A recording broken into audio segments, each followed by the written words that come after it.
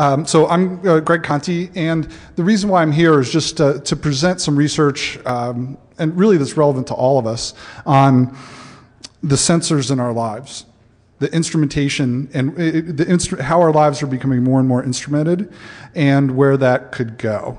And I take it that we're really at a point where it's not if we can lead a private life, or what percentage of our life is private. It's more a matter of what percentage of our life is private, and where that percentage will be in the future. So this talk's going to kind of cover this breadth, hopefully expanding, there should be some things in here a little bit surprising for everybody, but just kind of think across the breadth of the problem and see just really how much of our lives is instrumented. I'm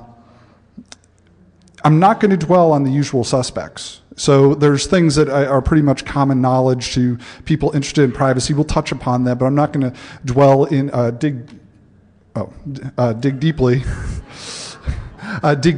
into things that are pretty well trodden. More focusing on the breadth, and it's also. We're going to look at some countermeasures, but really the countermeasures, and there's a wide range of things we can do, but I argue there's really no silver bullet technology or policy countermeasure. This is almost like the tide, right? So we can't stop the tide, but maybe we can help divert the water divert the direction a little more positively.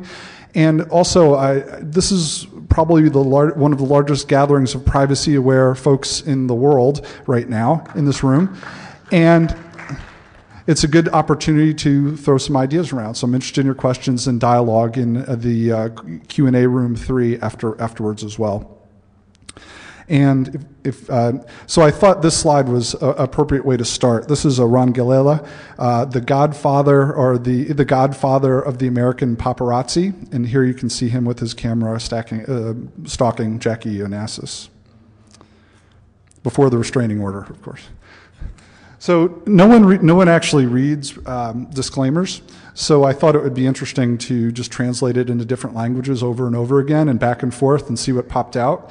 So I'll read that one. The viewpoints of views expressed by the author of the statement costumes and do not reflect the official policy of the University of Boe and the United States Army, Pentagon, U.S. government sector employment. So that's about as legible as the original, or understandable, so I thought it'd be fun. So as you go through this, think about the sensors in your lives. Think about the sensors you've invited. Think about the ones you don't know are there and what you've traded for.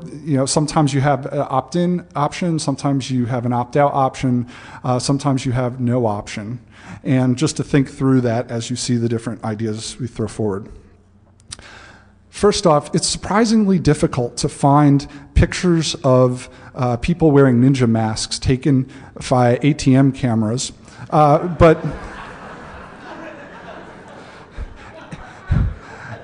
so I apologize if this is someone in the room.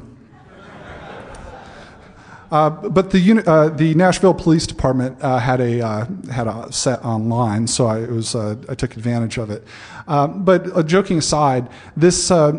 We don't want to live in a world where we have to wear a ninja mask to preserve some element of our privacy. And when you think about how information is being gathered, sometimes it's relentless. Has anyone tried to avoid taking the census? Yeah, how did that go? Right, they're pretty relentless.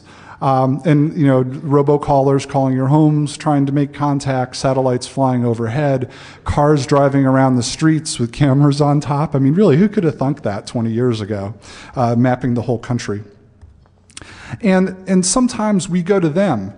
There were people who went to Black Hat, they had a barcode on the badge, and if you went up to a vendor booth, they'd scan your badge, and you got some trinket in return. And literally, people were giving, and that was probably at the cost of a lifetime of spam from that company. So people were going up to get a button with a blue blinky light on it from one vendor. So they've traded a lifetime of spam from a company for a blue blinky light. And these are security experts. But really, it's not the people in this room. I mean, everyone in this room is aware, right? You're able to defend yourselves to the degree you wish to be defended. We have to really think in terms of everybody else, the people walking around pushing strollers with 6 kids walking through Caesars and walking up and down the strip, the people who buy bottles of Dr. Pepper and go to the website and type in the code. The people who respond to surveys printed on their restaurant receipt. Does anyone want to admit to having done that? Did you win? Anyone win any of the? Did anyone? You won? Someone won. Ah, very cool. So I mean, they offer. I always thought the odds were like 1 in 10 billion or something to actually win. So very cool. And no talk on privacy is complete without a discussion of the panopticon, which is a design that this is of a prison. But what they're getting at is people behave differently when they're being surveilled, ideally when anonymously surveilled. And that was part of a prison design. So it's something to think about how this instrumentation influences our society. And then what insights will this data provide? And we're really hitting a point now where we can be predictive. We can predict what masses of people will do. I believe we can predict what largely individuals can do based on the sums of the data being collected. Now, of course, this instrumentation serves dual purposes. So I'm not saying that it's all bad nor that it's all good, but what we really need to do is think about the right balance and the right ways we can prevent. It's kind of like the Wild West out there. People are running amok, and finding the right limits on behavior by those collecting the data. So this talk starts off with, kind of walks through the data collection in your personal life, a little bit online. I'm really staying in the analog space here because I think in the real world it impacts us. People think about it a little bit less, perhaps. And in your home, community, some countermeasures, and then where the technology is going. So as you see these different sensors or platforms that I'll present, it's useful to kind of think through various facets of them. What's the sensor? What's its capabilities? Is it analog or digital? Does it have a power source? So if you're going to hack this thing or try and influence it in some way, it's good to know how it works. What are its strengths and weaknesses? What's the input? What is it sensing? What is the subject? What's the environment it's operating in? Is there a warning? Or a public warning? Do people know about it, warning or not? Is there a privacy policy? Is it an understandable privacy policy? Can you opt in? Can you opt out? Or is it some sort of realistic opt out? Like you can opt out if you stop breathing air kind of opt out. And are you complicit? Have you made a decision to be engaged by this in return for something? Where is the data being retained? How much of it is being retained? Is it ever destroyed? And I think that's something we need to think a lot more about. Is it's often in the best interest of those collecting the data to not destroy it. Certainly, it's all about incentives. Is there incentive for the data to be destroyed? If a company's worried about being subpoenaed, perhaps they'll delete their email over time. But that's a potential solution that can be valuable, and I think one that's actually workable on a large scale is the idea of maybe pushing forward on the idea of destruction.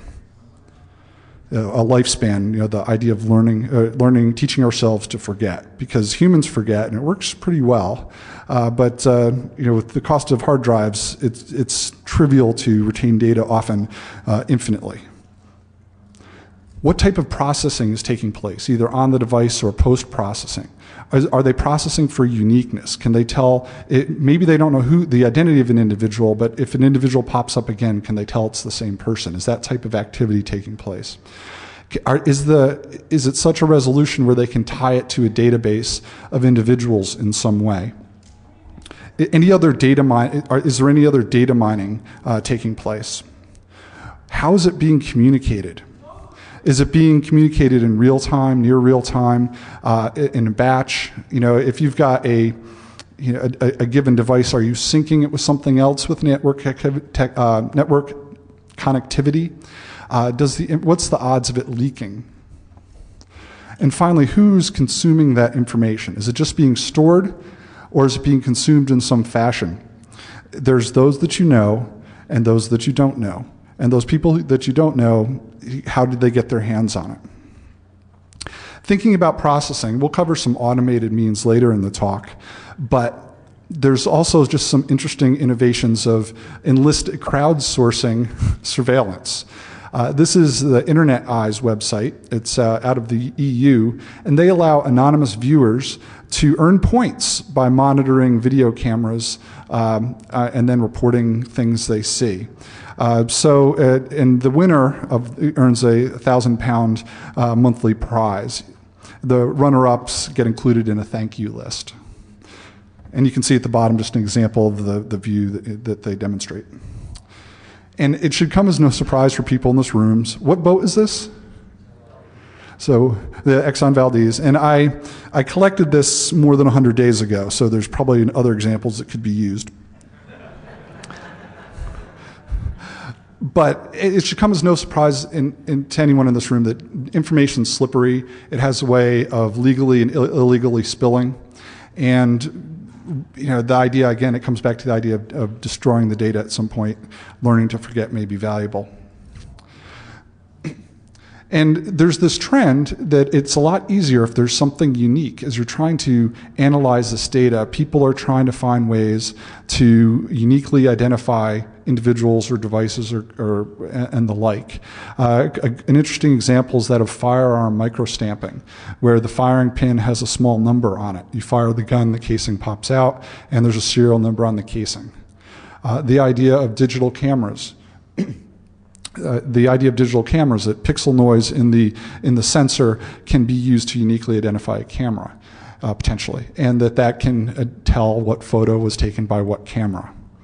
But there's this wide range, and the EFF has a very nice list on their website and some other places.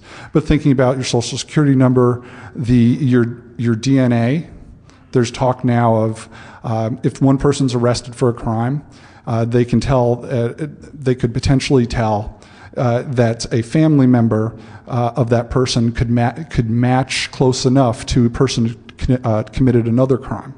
So if I committed something and my brother did something, they had a DNA sample of my brother but didn't know who that was, there's some ongoing legal debate whether they can use that if that's enough probable cause to bring in my brother.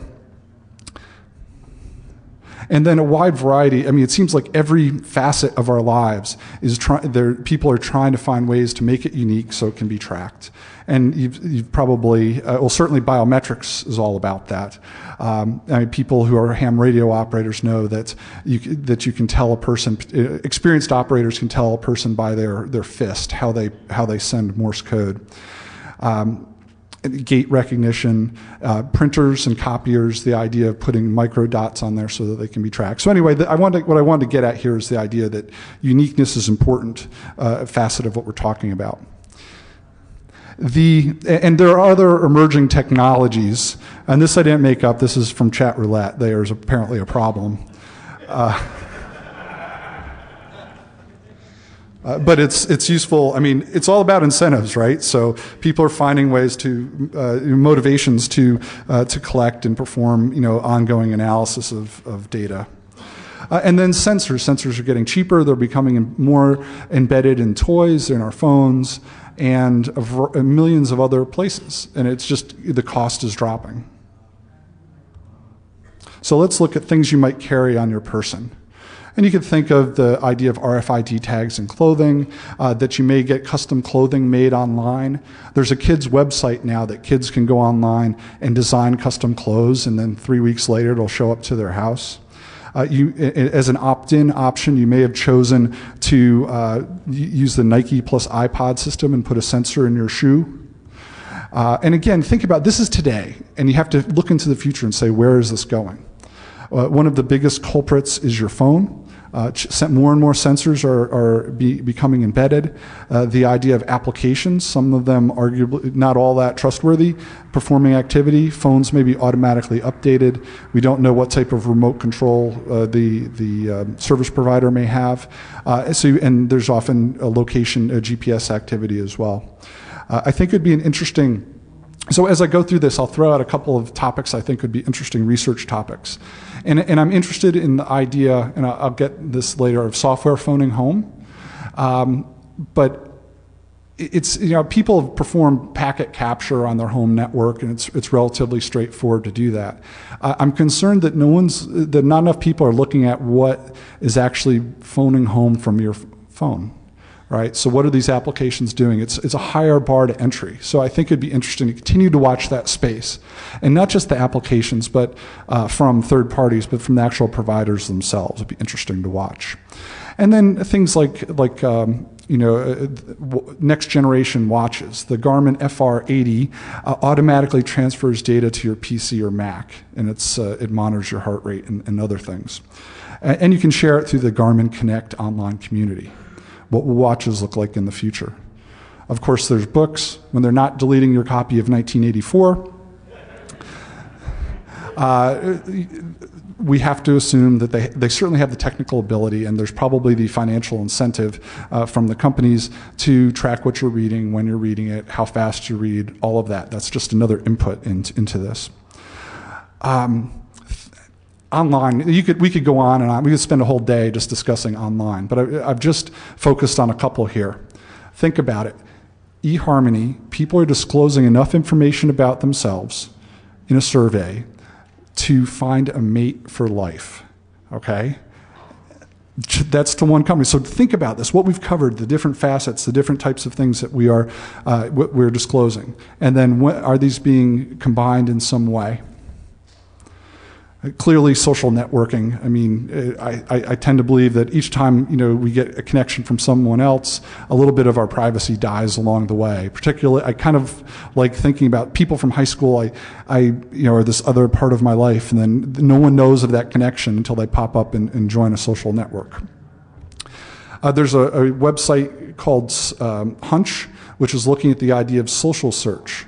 Personalize the internet, and what they do is they ask people to answer questions, and you answer those questions, it'll provide personalized search. So there's this balance between, or this tension between personalization and this tension between personalization and privacy. You get more personalized service, the more you disclose about yourself, potentially. And then the idea of location-aware games and other activities. But there's this general theme of finding ways to find the people who are pushing the strollers up and down Caesar's Palace to disclose information about themselves. Finding some fun way. We give them a badge. We make them a mayor. We give them another star on their friggin' web account or whatever to trade for personal information. And the idea of our software is phoning home. It absolutely is. So I would suggest this. I mean, if I had an infinite amount of time, I'd spend a year taking all the different types of applications, loading them one at a time, seeing what they're phoning home, because they got to be doing it. Sometimes they ask. Sometimes they have it buried in defaults. And other times, certainly, they're not asking. And these are legitimate companies. So you also have to thank our government. There's plenty of photos available of people hanging fire detector or smoke detectors in their homes. So let's take a look at some of the things in your home, and also think about where this is going. For example, cable boxes. There's experimentation ongoing, and this isn't fielded or anything, but the idea of putting different camera technologies in your cable box to tell if people are in the room, right? So they can tell if that people are watching the advertising or not. It would allow targeted advertising. And again, I'm not going to go into the computer, but just think of it as this multifaceted sensor that you're typing information into that may have cameras hooked up, microphones, fingerprint readers, and the like. And it's also a facilitator of communications. This being DEF CON, who has modified a Teddy Ruxpin? Who's tortured a Teddy Ruxpin in their past? We have one. We have a few. Furbies? Anyone with a Furby? Yes, a couple. Sometimes the same people. So these are technologies. Toys are including more and more sensors, right? And they're probably syncing with PCs, and eventually will have wireless connectivity, or may already have wireless connectivity. So what are they collecting? Thinking about our games. This is Project Natal, now called Microsoft Kinect. It has a depth sensing camera. It can ID and track body parts, and I believe it's on sale in November. They're talking about it being useful for a home security system. But they say it's just a question of whether it's socially acceptable to do that type of thing, having a camera looking in on people. Our appliances, well, let me take a step back. Isn't it a great world we live in if you can sell a refrigerator just by putting a pretty girl next to it? It's kind of shameless. But but the idea of internet toasters, everything is becoming internet aware, will include sensors, food consumption, for example. The idea of geotagging capabilities being built into cameras, GPS, automatically tagging the photos, and more. Smart power meters are on the horizon. Home automation is on the horizon. And each of these things have the ability, these are sensors, they have the ability to collect information. And some of the older technologies, not so much, but as we move forward, certainly more and more. I had a question, I was showing this to a friend, he asked about the smart urinal. I haven't done too much research on smart urinals, but I recall seeing the idea of putting urinalysis technology embedded in a urinal, so if you can tell if your troubled youth is using drugs or something like that. And then there's a spoof video that we'll get to later in the talk. People are wiring up their house plants, saying, "Thank you for watering me. Urgent, please water me." Best men have wired up the bride and groom's honeymoon bed to say they're on the job. They're off the job. Action concluded. Yes, 12 minutes.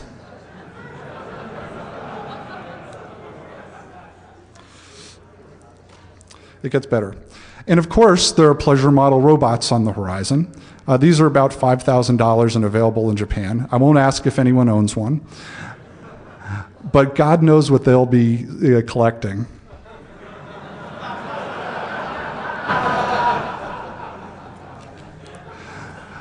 I also think, kind of shamelessly, this would be an interesting research topic for someone in the room. Don't know if the National Science Foundation will go for it, but perhaps. Okay, so thinking about that was our home, that was our person, that was our home. And there's plenty of, now most of these, this is the idea of just surveillance cameras in virtually every small store we go into. The fact that blood samples are taken by children or from babies almost soon after they're born, and then I could have gone on and on about the data being collected in a hospital. Where is that being collected? Obviously, there's benefits to that, but is it being protected? Is it being destroyed when appropriate? And it raises those questions. And then at the gym, we're getting more and more smarter and smarter technologies. Some of you may have, you can put on a wireless belt around your chest, and it'll collect telemetry off the human, the heart rate, that type of thing. And you have to think into the future. Where is this going? Right? Gunshot detectors instrumenting our neighborhoods, or not. And again, I have to thank the United States government for making available pictures of urinalysis tests. But you have to think about how your life is being sampled. And this is literally a sample in a little plastic bottle. In England, they were very big for a while on keystroke logging to make sure their workers were working, although workers tend to find a way around such things. Your employer may require a polygraph. Where is this going? What are the incentives for the employers? Anyone gone to Disney World, Disneyland, and had to get your fingerprints read? At the Super Bowl, and this kind of illustrates emerging technologies or showcasing of emerging technologies, the idea of using facial recognition in various public forums to identify people. Clearly, the various frequent shopper cards for grocery stores. You get, and it's pretty significant. I mean, you get a pretty significant discount or penalty if you do not participate. But think of all the things we've looked at already, and more pieces, and our space to operate is becoming more and more constrained. Operate privately is becoming more and more constrained. There's incentives, sometimes small, sometimes large, to opt into this stuff. And it's emerging from the grocery store little plastic tag to your cell phone being this general purpose loyalty card. And it says, no one in advertising has been able to figure out how to do one-to-one real-time marketing. The mobile phone is where that will probably happen. It's the only thing connected and always with you. Think about that. And clearly, finance is becoming more and more electronic. At the same time, sadly, anonymous phone calls are becoming more and more difficult, and there's been various movements to limit or prevent the idea of purchasing anonymous cell phones, the throwaway cell phones. In our car, it seems like how far can you drive in your car? Maybe if you've got a 1965, Mustang or something like that, or a 66 Mustang, you can drive it anonymously till you get the first red light camera, the first electronic toll collection. There's license plate readers. There's some great videos of that technology online. There's LoJack, radar and laser sensing, speed sensing, and of course the black box. Where is that going to be going? Where are the incentives? It's certainly, insurance companies will give, have pilot programs out there to give a discount if someone allows them to, instrument their car and to tell if there's good behavior or not. And of course, travel by air, and it's becoming less and less fun. And travel by train. Right? Think about it. How can you get around right now? How can you get from point A to point B without someone knowing about it? Okay, so these are countermeasures. Like I said, there isn't a silver bullet in here, but there's some, I think, things that can be used to influence the flow of the debate, perhaps. Some of these things are illegal, okay? Please talk to a lawyer if you're uncertain. And I'm not a lawyer. So the first countermeasure is living in the 19th century. Does anyone live off the grid? We probably have a few people in the room who more or less live off the grid or attempt to. Oh, and whose house is this? Yeah, that's the Ted Kaczynski's house before he went away. But that's not entirely, living in the 19th century is not altogether satisfactory. And living in the 20th century, even if people are trying, I mean, we want to be citizens of the 21st century and have some checks and balances in place. The idea of using paper money and the phone book and our library card and paper mail isn't really the right answer either. But one solution is to disclose that surveillance is taking place. Technologies to detect that sensing is taking place. And obviously in the certain communities there's professionals who sweep rooms to detect if sensing is taking place. Community monitoring, collective monitoring of the sensors in their neighborhood. This is the New York City Surveillance Camera Project, is another kind of way to provide a little pushback and a little transparency on what's going on. And this has to be the best security picture of all time. If anyone has the original, I mean, you'll see this in one out of every other talk here. It's kind of like the Panopticon, but it's awesome. And if anyone has the original high-resolution version of this, please sell posters. This is really a keepsake. But the idea of bypassing what you don't want. Anybody work in a Faraday room or have worked in a Faraday room? Yeah. Anyone have license plate covers for red light cameras? They make special license plate covers.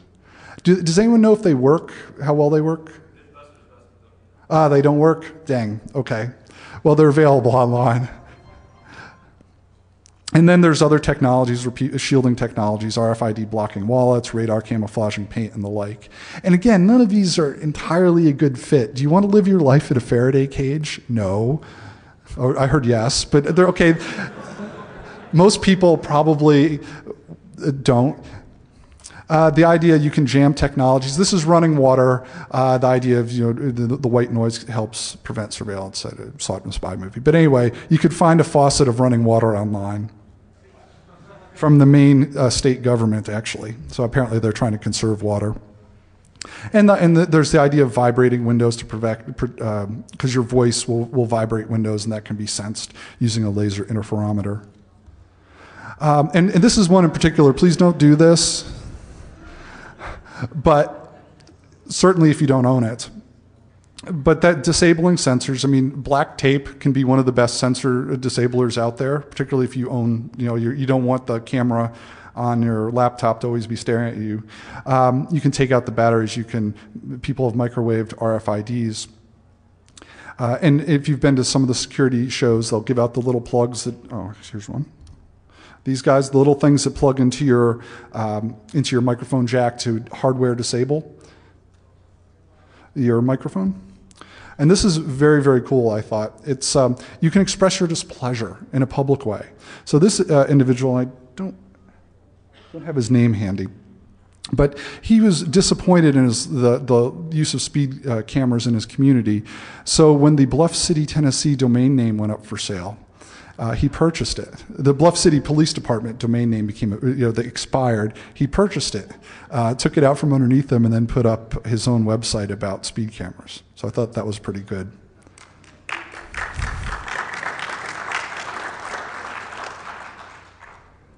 Art can be a very effective tool. You're trying to communicate to the masses. Art is a mechanism to do that. And if there are any art students in the room, I think it'd be a really interesting area to explore. You can certainly find other means to rally community support, because that's kind of what it takes to force governments to perform a major muscle movement. And you may have heard stories about the English villagers expressing displeasure. I don't know if they had pitchforks and torches, but they definitely made it known that they did not like street view cars in their community. Certainly, embarrassment is another tool that will perhaps change behavior. You can spoof. Sensors can be spoofed, and this researcher is holding fingers. Many ways, other ways that awareness can be raised. I mean, Cory Doctorow's book, Little Brother. Very good, but it can reach to audiences and to young people and help change perceptions. There's the top right's a YouTube video, ironically, hosted by Google, that's a parody of where Google could go. It's you get the free Google toilet, and it analyzes your activities. But it sends a message and gets it out there. And then movies like The Minority Report, I mean, that really saw some things coming and reached a broad audience. And we need to get our arms around anonymization a little better, ideally transparent anonymization. If not done correctly, people have shown you can go work backwards. And each time you anonymize the data, you perhaps dilute its value to the holder. But this and the idea of aging data and destroying data is something that merits future work. But again, it has to have incentive. Whoever has the data has to be incentivized to do these things. And one way to do that is by voting with your wallet, engaging policymakers. And again, the governments have lots of good pictures of people engaging policymakers because they pretend to like that thing. There are policy solutions. This is one out of Database Nation. It was a Canadian Standards Association code for protecting personal information, but it was pretty thoughtful. So policy is part of this. Helping teach informed decision makers is part of this. And of course, one way to head toward this is voting with your vote. Although it's more important that really we need the many. We don't need the onesie twosies. We need the many to help influence these things.